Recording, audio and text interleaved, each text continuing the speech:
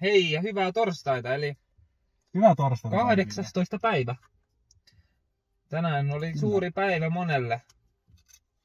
Myös Veikolle. Oli erittäin suuri päivä minulle. Sait lapsen. Sain lapsen, Matias. Kuitenkin, nyt ei puhuta lapsista, puhutaan ruuasta.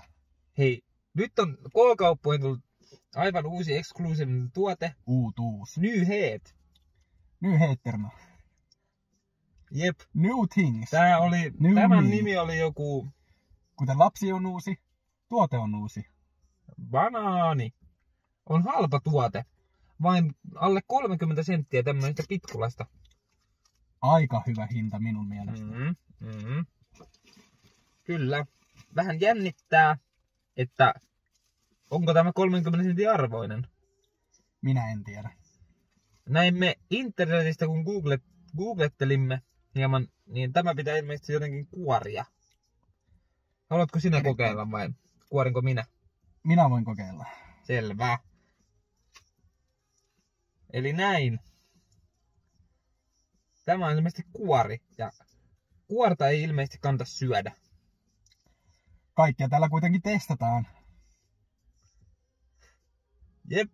Minä voin kokeilla itse tuotetta, niin jos sinä voit kuoret sitten. Minä toivoisin, että molempia testattaisin. Molemmat testaisin. Mitä vain? Molemmat testaisin molemmia. Minä pahaukkaan tästä banaania.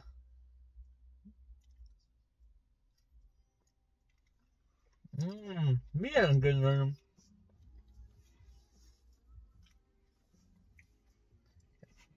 Tarvitsee kyllä nyt uuden haukun.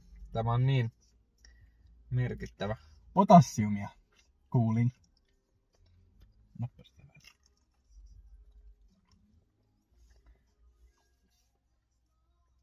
Ja kuten ruokaa ei tuhlata missään, täälläkään ei tuhlata ruokaa.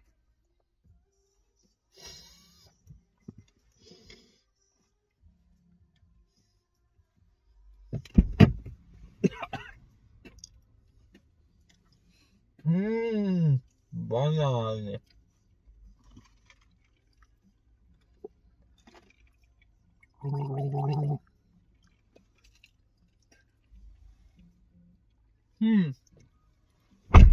Oli nautinnollista. Se oli erittäin hyvä.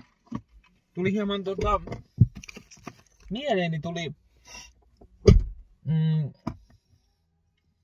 hieman, miksi tämä makua kuvailin? Potassiumi. Minulle tuli mieleen yksi tuommoinen Banoffee-piirakka. En ole siitä kuullut itse, mutta mä oon enemmän näissä jutuissa selvillä. Mane. Kyllä. Tässä oli torstai. Torstai. Näemme taas huomenna. Nähdään huomenna.